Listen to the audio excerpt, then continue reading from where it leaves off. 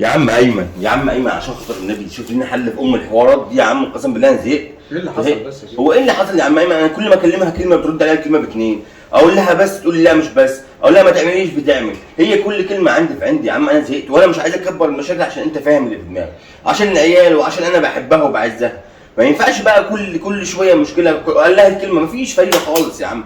انا طهقت يا عم، بالله عليك انت كلمها ونشوف لك حل بقى. انت اللي غلطان عليها، انت السبب يا عم انت ليه انت تقول لي انت اللي عودتها على كده. يا دين امي بقى. طبعا يا سيدي انا غلطان، انا عودتها على كده، انا اعمل ايه بقى؟ هتسمع نصيحتي؟ اسمع نصيحتك يا عم. هتسمع نصيحتي بجد؟ اسمعها بس مش زي المره اللي فاتت، تبقى تاني مره. لا المره اللي فاتت كانت هزار. طيب يا عم بس بجد. لا بجد. وما تجيش على 200 ام عشان انت كل مره تيجي عليا. لا بجد. طب قول يا سيدي. بص هي تيجي تعمل معاك اي مشكله اي خناقه، قول لها انا اسيب لك البيت وامشي، واعمل نفسك ان انت ماشي. وافرض قالت لي امشي. لا مش هتقول لك كده.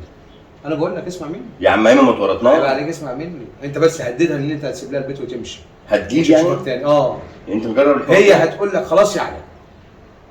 اسمع مني انا بقول لك ايه. اما نشوف. يا علاء انزل هات الحاجات يا علاء. اي حاجات تنزلي انت هاتيها. لا انزل انت طبعا. ليه انت لما ما تنزلي انت اللي تجيبيها؟ انا اللي انزل؟ او ايه المشكله لما تنزلي؟ ما انت عارفه النهارده لا مش هنزل، لا مش هنزل. ما انا صاحي من الصبح عشان اروح الشغل. الراجل هو اللي بيجيب الطلبات من تحت مش الست. الراجل اللي بيجيب طلبات؟ انت شايفه ان دي حياه تنفع دي؟ دي حياه. لا دي مش حياه، قسما بالله الواحد زهق وطهق من الحياه دي. بقول لك ايه، انا قسما بالله جبت اخري، والله العظيم اسيب البيت وامشي. امشي.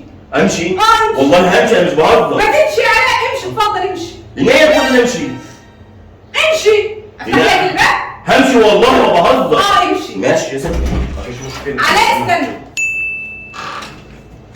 شفت راحت فين؟ شفت نزعت هتعمل بيك ايه؟ شكلك ظبط معاك. ادعي لي بقى، ادعي لي نسيت عشان شنطة تعرف. نفسك يا علاء.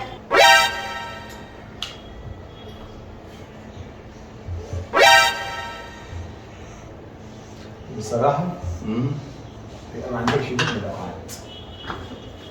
هو انا ما عنديش دم فعلا، بس عشان مش تراب.